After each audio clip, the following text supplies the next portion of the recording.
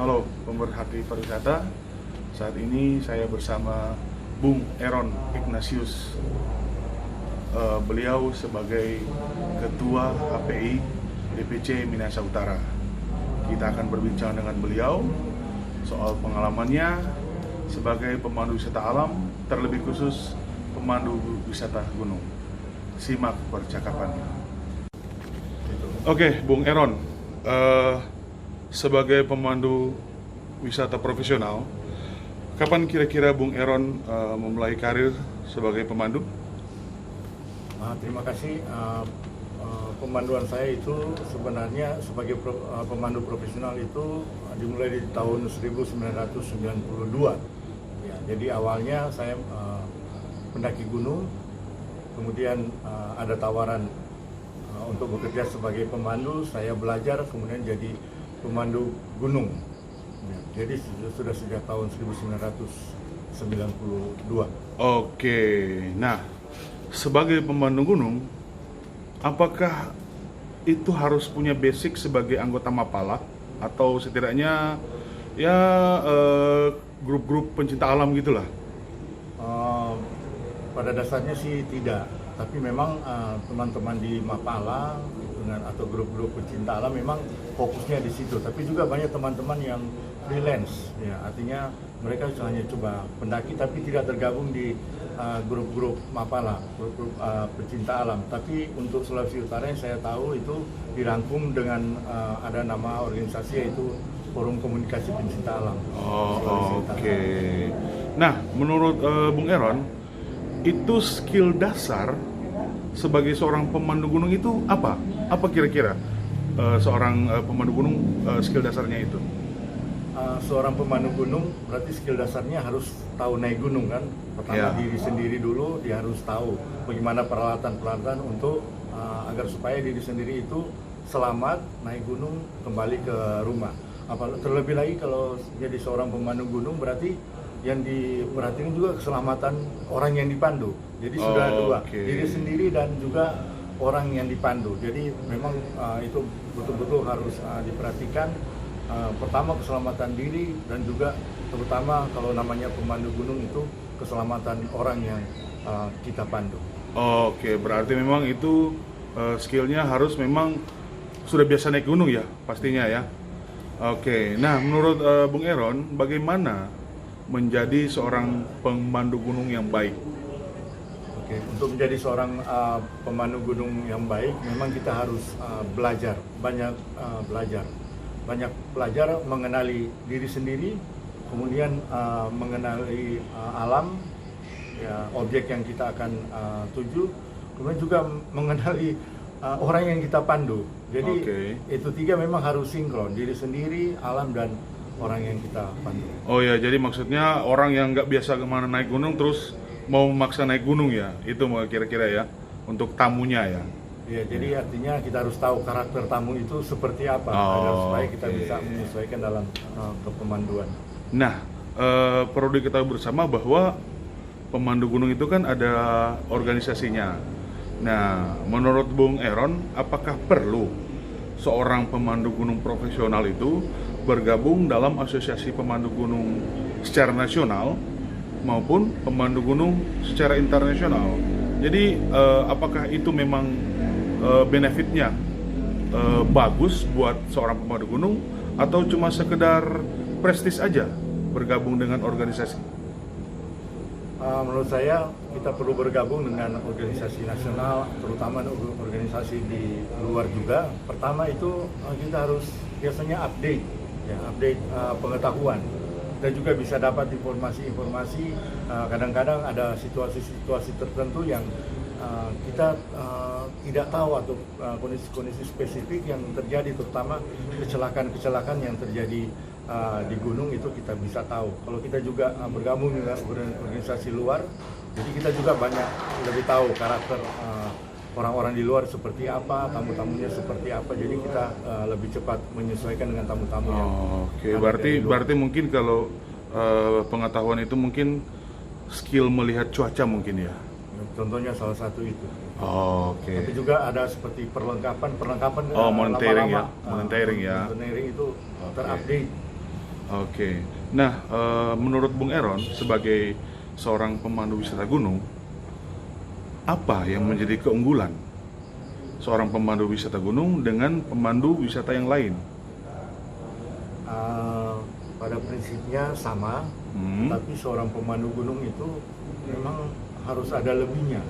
Ya, lebihnya dari segi fisik, lebihnya dari segi pengetahuan alam, dan lebihnya juga ya karena orang yang kita pandu itu memang tentu kita harus tahu seperti apa agar supaya kadang-kadang orang kalau sudah capek, tamu itu sudah capek itu macam-macam dia bisa bikin. Nah itu kita harus tahu menyesuaikan agar supaya tujuannya itu bisa tercapai.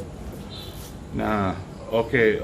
Untuk Bung Eron kan secara sebagai pemandu gunung sudah cukup berpengalaman. Nah, ini yang mau ditanyakan, pengalaman apa yang kira-kira paling berkesan selama menjadi seorang pemandu gunung?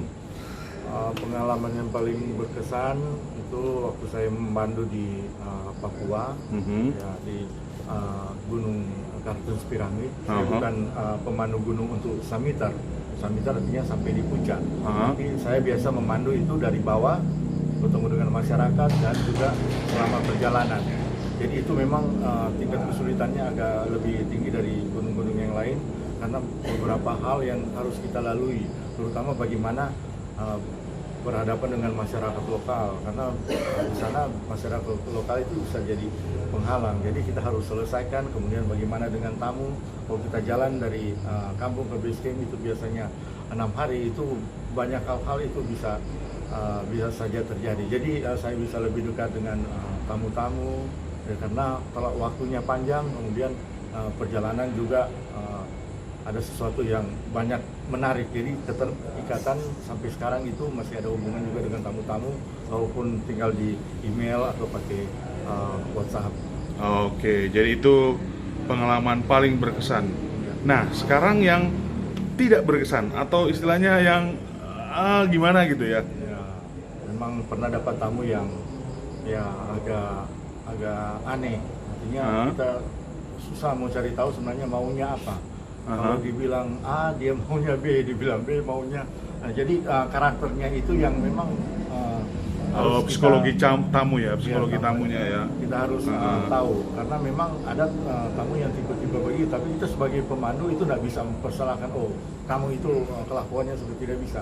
Jadi kita harus bagaimana menyesuaikan keadaan diri kita dengan mereka dan bagaimana menyesuaikan dalam perjalanan. Jadi tetap tamu itu menurut kita ada ya istilahnya sebagai raja yang harus kita layani sebagai seorang pemandu gunung. Oke, jadi walaupun tamu secara tindakan dan psikologinya lumayan menyebalkan, tapi tetap harus layani ya. Harus dilayani. Ya, karena di pariwisata tamu adalah raja.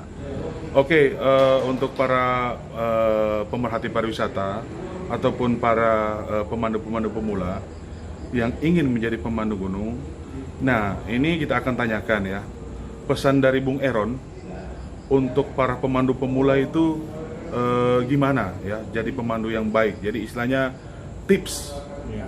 jadi pemandu gunung dari Bung Eron yang secara pengalaman sudah lumayan sebagai pemandu gunung.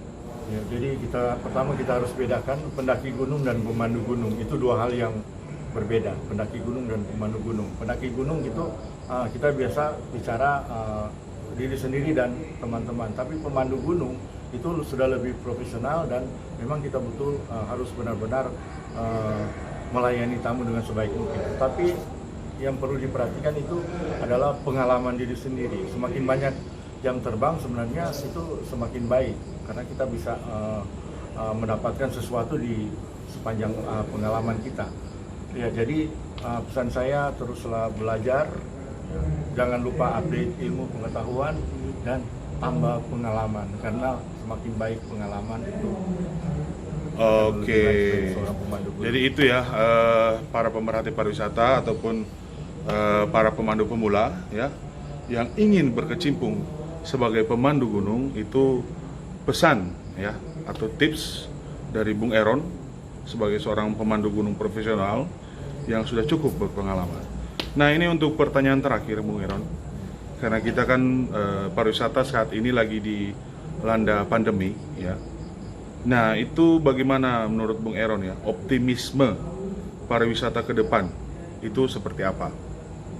Ya, untuk ke depan memang kita harus tetap optimis walaupun ini kita sedang diuji istilahnya ya dengan adanya pandemi ini, tamunya tidak ada, tamunya berkurang, tapi kita tetap harus mempersiapkan diri sebaik mungkin ya. Jadi anggaplah di waktu masa pandemi ini kita lebih belajar untuk koreksi diri, lebih banyak belajar untuk memperdalam ilmu pengetahuan, banyak baca dan banyak berlatih. Tapi untuk berikut ke depan ya, saya yakin pemandu untuk khususnya wisata alam itu akan membludak ya, apalagi setelah selesainya pandemi itu orang sudah terlalu banyak di rumah, pasti dia akan keluar. Bosan ya. Ya, Jadi mereka pasti cari liburan. Pasti jalan-jalan dan Ya. lebih yang dicari itu untuk keamanan diri itu wisata alam.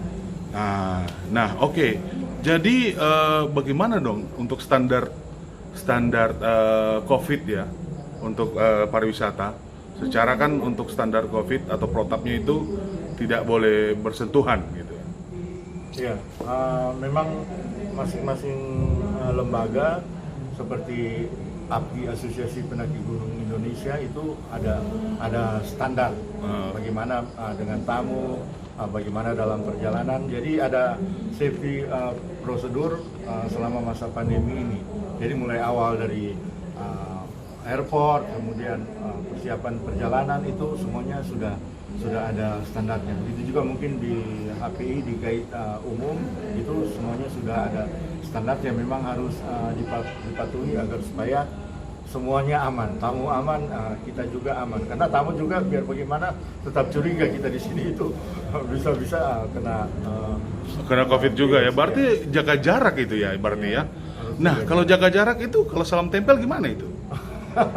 Ya cukup ya, jangan bertempelan. Oh, berarti nggak ada salam tempel ya? Tidak ada. Oh, berarti ditransfer saja ya? Oke.